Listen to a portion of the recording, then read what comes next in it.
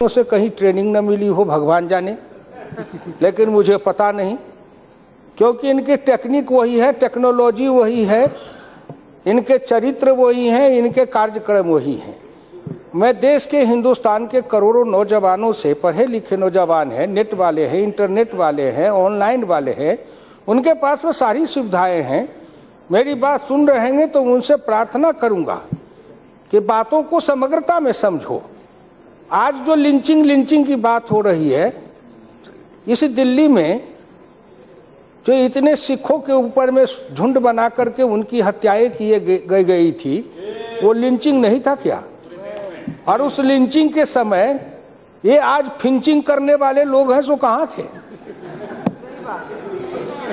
उन्हें ही दिखाई पड़ा था कि इतना बड़ा नरसंहार जो असम में घटना घटित हुई थी, या मैं माफ करेंगे, आप बोलेंगे बताइएगा, किसी भी संप्रदाय के द्वारा हो, लेकिन बंगाल में संप्रदाय के नाम पर एक दूसरे के ऊपर समूह बना के कर रहे हैं, क्या वो लिंचिंग नहीं है? केवल एक थोड़ी सी घटनाओं को आप लिंचिंग मानोगे, मैं समझता हूं केवल वो लिंचिंग नहीं है, बल्कि इसको समग्रता में देखने का काम करिए और इसको समूल नाश कैसे हो, इस पर सदन में विचार होना चाहिए और देश को गंभीरता पूर्वक इस पर चिंतन करना चाहिए। यह पार्टी का विषय नहीं है, यह किसी जाति का विषय नहीं है। रामविलास पासवान जी बैठे हुए हैं, हम तो उस राजनीति से आए हैं उपाध्यक्ष महोदय, जो लड़ते लड़ते लड़ते लड़ते कितने डंटे खाए हैं, और आज भी जब पूर्वा हवा चलती है तो इनके लाठी के डंटे की चोट से जब दर्द होने लगती है तब मुझे एहसास होता है, आखिर क्यों? आखिर हमारे साथ हमारे साथी, आज भी वो समाजवादी साथी मर गए, लेकिन कुछ जिंदे हैं, मैं नाम नहीं लेना चाहूंगा।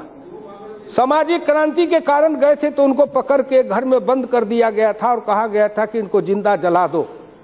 आखिर उस गांव के बगल में पिछड़े लोगों को मालूम हुआ, दलितों को मालूम हुआ, तो झुंड बना के आए तो उनको मुक्त कराए थे।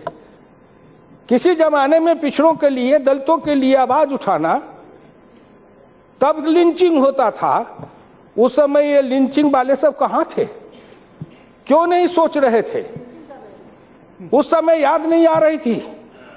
जिस समय रामविलास जी और हम एक दल में, लोक दल में थे, एक मामूली गरीब का बेटा, नाई का बेटा, 7 कट्ठा जमीन जोतने वाला, कच्ची दीवार, फूस का छप्पर, नरेंद्र मोदी के जैसे, जिसके पिताजी हजामत करके गुजारा करते थे, ऐसा गरीब, और वो हमारे नेता थे, और उनको भी अपोजिशन के कुर्सी न मिले, इसके लिए चुनाव के समय हमारे लोक दल के पिछड़े और दलित 8 साथियों को चुनाव में गिनती में हरवाया गया था। वो एडमिनिस्ट्रेटिव लिंचिंग नहीं था क्या? वो चुनाव जीत रहे थे लेकिन हराया गया। फिर मैं अपने क्षेत्र का उदाहरण दूंगा, किसी साथी से कहूंगा कि जाके आप सत्यापन कर ले। चुनाव हुआ हरलाखी क्षेत्र में, सीपीआई के उम्मीदवार थे, बड़े ईमानदार, कर्मठ, मैं उनके ऊपर पार्लियामेंट का चुनाव जीतता था। वो चुनाव जीत गए 350 वोट से। उनको हराने के लिए एक बूथ पर रीपोलिंग कराया गया, तब भी वो जीत गए 150 वोट से। फिर उस बूथ को कैंसिल करके तिबारे वोट कराया गया और बूथ को कैप्चर किया गया, और एक पिछड़ी जाति के सीपीआई के एमएलए थे बगल के क्षेत्र के, वो पोलिंग एजेंट बने। उनको कुत्ते के जैसे घसीट करके ला के उपाध्यक्ष महोदय पीट करके उनके दांत को तोड़ दिया, जो जीवन भर उनके दांत टूटे हुए रहे।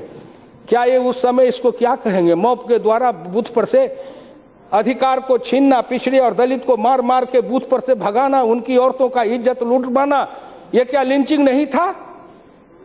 अपने तन का मरम न जाने मानुक मन मुराना है, जरा अपने आईना में झांको, या आपने क्या क्या नहीं किया है इस देश के साथ। मैं केवल सीधे जानना चाहता हूं, कहीं भी कुछ है, मैं नरेंद्र मोदी जी को धन्यवाद देना चाहता हूं कि वो आज सारी समस्याओं के समाधान के लिए लड़ रहे हैं। समस्या पैदा किए आप, बच्चे पैदा किए आप, उसमें कोई आतंकवादी, कोई उग्रवादी, कोई कौन कौन बच्चे पैदा किए, और उन बच्चों को हमको हमारे मत्थे डाल दिए हो, उनसे हमको निपटना पड़ रहा है। आज जब हम बेरहमी से उनसे निपटना चाहते हैं तो ना कहीं इस देश के राजनीतिक नेताओं की आवाज निकलती है कि हे नक्सल पंथियों, अब तो तुमको मुझको साथ देना चाहिए सत्ता बनाने के लिए। धिक्कार है ऐसी राजनीति पर, धिक्कार है ऐसे राजनेता पर। क्या ये लिंचिंग को आमंत्रित नहीं करना है? अपने घर को संभालो। अध्यक्ष महोदय, उपाध्यक्ष महोदय, इस देश का सौभाग्य था कि एक गरीब का बेटा, पिछड़ा का बेटा, देश के लोगों ने एक बार प्रधानमंत्री बना के कुर्सी पर बैठाया। आज भी हिंदुस्तान के सामंतवादी बड़े लोग हैं जिनको ये बर्दाश्त नहीं है। मैं एक बार एमएलए बना और एमएलए बन के मेरे पिताजी कहानी सुनाने लगे कि एक समय था जब हमारे गांव के अंदर जमींदार था, तो उसमें हम जूता पहन के या खराव पहन के चले जाते थे, तो दरवाजे पर बुला करके कचहरी में और ईंट पर खड़ा करके सूरज की तरफ आंख करवा दिया जाता था। शादी विवाह होने पर लाल धोती पहनते थे पिछड़ी और दलित, उनके धोती खोल करके नंगा करके वहां से विदा करते थे। इस अन्याय और अपराध के बीच से झेलते हुए हम आए हैं। इसलिए हमारे दिल के अंदर दर्द है कि जो भी आज भी ऊंची सामंतवादी हैं, समृद्ध और संपन्न लोग हैं, जिन्होंने हिंदुस्तान को आजाद भारत में लूट के खाया है, अपने खाया, परिवार लूटा, खानदान लूटा, उनका समाज लूटा, और वो सब मिलकर के जेल गए, कहां कहां क्या क्या नहीं अपराध किया। लेकिन आज भी नरेंद्र मोदी को अगर देखते हैं तो उनके कलेजे में दर्द होता है कि मेरे सामने एक चौका बर्तन करने वाली गरीबनी का बेटा, पिछड़ा, भारत का प्रधानमंत्री बन के बैठा है। बर्दाश्त नहीं हो रहा है। लोकतंत्र कहता है बर्दाश्त करना सीखो, हमें क्षमता है, योग्यता है, तब मुझको दिया। मेरी बात बहुत लोग नहीं समझ पाएंगे। सीपीएम में भी करुणाकरण जी और डॉक्टर ए संपत पिछड़े वर्ग के हैं, लेकिन उनकी ट्रेनिंग कुछ और हुई है, मेरी ट्रेनिंग कुछ और हुई है। आपने केवल आर्थिक विषमता के लिए लड़ते रहे। डॉक्टर लोहिया ने कहा आर्थिक विषमता और सामाजिक विषमता दोनों को साथ साथ लड़ना पड़ेगा। अगर इस देश के साम्यवादी आर्थिक विषमता के साथ साथ सामाजिक विषमता की भी लड़ाई लड़े होते तो आज उनकी ये दुर्गति नहीं होती। इसलिए आपसे मेरी विनम्र प्रार्थना है कि हम दोनों लड़ाई को लड़के आए हैं इस सदन में। इसलिए आपसे मैं प्रार्थना करना चाहूंगा, एक बात मैं कहना चाहूंगा। मैं सुना रहा था कि डॉक्टर लोहिया ने कहा कि हमें इस देश के लोगों को समझना चाहिए कि आखिर इस देश के मुसलमान भूतपूर्व हिंदू तो ही हैं। इस देश के मुसलमानों को भी समझना चाहिए कि आखिर उनके पूर्वज हिंदू ही तो थे। जब उनके पूर्वज हिंदू थे तो उनके पूर्वज का राम उनका था, कृष्ण उनका था, काली उनकी थी, दुर्गा उनकी थी, देवी उनके थे, देवता उनके थे, हिंदुस्तान की सभ्यता संस्कृति उनकी थी। वो किसी कारणवश अगर मुसलमान हो गए तो अगर उनके पूर्वज अगर हिंदू थे तो उनको भी उसके प्रति मन में सम्मान का भाव रखना चाहिए। क्या? क्योंकि वह भी उनकी बात है, यह भी उनकी बात है, यह सच्चाई है, यह सच्चाई है। मैं नहीं कहता। मैं आपको फिर श्रीमान डॉक्टर लोहिया की बात को सुनाना चाहता हूं, जो उन्होंने रामकृष्ण शिव किताब लिखते हुए कहा था। उपाध्यक्ष महोदय, जिनको साहित्य से प्रेरणा लेने की आदत नहीं है, उनको मैं आदत तो नहीं लगा दे सकता ना। महाभारत हिंदुस्तान की पूर्व पश्चिम यात्रा है, जिस तरह रामायण उत्तर दक्षिण यात्रा है। पूर्व पश्चिम यात्रा का नायक कृष्ण है, जिस तरह उत्तर दक्षिण यात्रा का नायक राम है। मणिपुर से द्वारका तक कृष्ण या उसके सहचरों का पराक्रम हुआ है, जैसे जनकपुर से श्रीलंका तक राम या उनके सहचरों का पराक्रम हुआ है।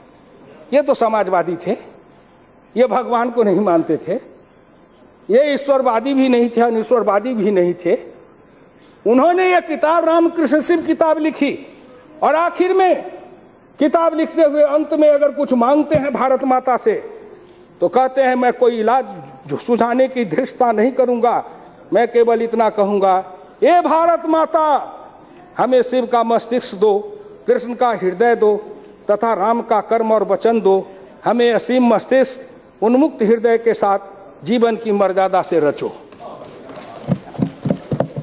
ये कोई मैं नहीं कह रहा हूं, ये डॉक्टर लोहिया ने कहा। दादा आपके लिए वंडरफुल होना ना हो, लेकिन हिंदुस्तान के करोड़ों गरीब पिछड़े सुन रहे हैं, उनके लिए हुकुमदेव नारायण का भाषण मोस्ट वंडरफुल है, वंडरफुल देन वंडरफुल है, क्योंकि सबके अपनी अपनी भाव है, अपनी अपनी भावना है। मुझे किसी का सर्टिफिकेट नहीं चाहिए दादा, न मैं किसी मुख्यमंत्री का नाम गिना गिना के सर्टिफिकेट लेता हूँ, न किसी दीदी दादा का नाम सुना के सर्टिफिकेट लेता हूँ। मैं तो अपनी राग सुनाता हूँ। और अपनी बात समाप्त करते हुए मैं कहूँगा कि मैं गीत सुनाने आया हूँ, हिंदुस्तान के करोड़ों गरीबों का गीत सुनाने आया हूँ। 58 वर्ष के जिंदगी में मेरे साथी मुलायम सिंह बैठे हैं, इनको नहीं मालूम है कि किस राज्य में इनका नाम भी इनकाउंटर के लिस्ट में लिख दिया गया था। उनको मालूम है। और इनकाउंटर में नाम लिखाने वाले कौन थे? क्या मुलायम सिंह डाकू थे, शैतान थे? इनका नाम इनकाउंटर में ऐसा नहीं, इस तरह 2200 पिछड़ी जाति के और खासकर उसमें यादव के नौजवान थे, क्योंकि यादव कांग्रेस का उत्तर प्रदेश में विरोध का करने वाले की नींव की ईंट बना हुआ था। 2200 पिछड़ी जातियों और खास करके यादव जवान जिनकी छाती चौड़ी थी, उनका इनकाउंटर कर दिया गया था। क्या वो कौन लिंचिंग था? स्टेट लिंचिंग था। राज किसका था? इसलिए मैं जब खोजता हूं तो मेरे उघाव के जब ऊपर से उखड़ते हैं तो बड़े ही मवाद बने लगते हैं साहब। रिश्ता है तो बहुत दर्द होता है। इसलिए मैं देश के करोड़ों गांव गरीब किसान मजदूरों से, हिंदू मुसलमान सिख ईसाई सभी से कहना चाहता हूं, बारी बारी से लड़ाए हो, बारी बारी से सबको पिटवाए हो, बारी बारी से उसमें उग्रवादी नेता पैदा करवाए हो, और बारी बारी से फिर उसके नाम पर उस जात का नरसंहार भी करवाए हो। इतने लिंचिंग और क्या क्या करने वाले, जिसको कहते हैं महानरसंहार होता रहा। आज नरेंद्र मोदी उस सब से लड़ना चाहते हैं। मैं देश के करोड़ों किसानों, नौजवानों, गरीबों, पिछड़े दलितों, शोषितों, वंचितों, हुकुमदेव नारायण यादव तुम्हारे लिए लड़ते आया है, आज भी लड़ रहा है। मैं मानता हूं एक समाजवादी डॉक्टर लोहिया का शिष्य होने के नाते हमारे लड़ने का सबसे उचित फोरम यही है, नरेंद्र मोदी के नेतृत्व में और भारतीय जनता पार्टी के फोरम से ही मैं उस संघर्ष को लड़ रहा हूं और देश के लोगों को जगा रहा हूं। आओ, आर्थिक आजादी, सांस्कृतिक आजादी, धार्मिक आजादी, इन सभी गुलामी से मुक्त हो जाओ। हम किसी के दास भाव से किसी के साथ नहीं रहेंगे। हिंदुस्तान को स्वामी भाव का समन्वय चाहिए। अगर कोई अच्छा है तो अच्छा कहेंगे, किसी में गलती है तो गलती कहेंगे। सुधरो, सब सुधरो, लेकिन छेड़ो मत। अगर छेड़ोगे तो हम भी किसी को छोड़ेंगे मत। ये कहते हुए मैं अपनी वाणी को समाप्त करता हूं। धन्यवाद।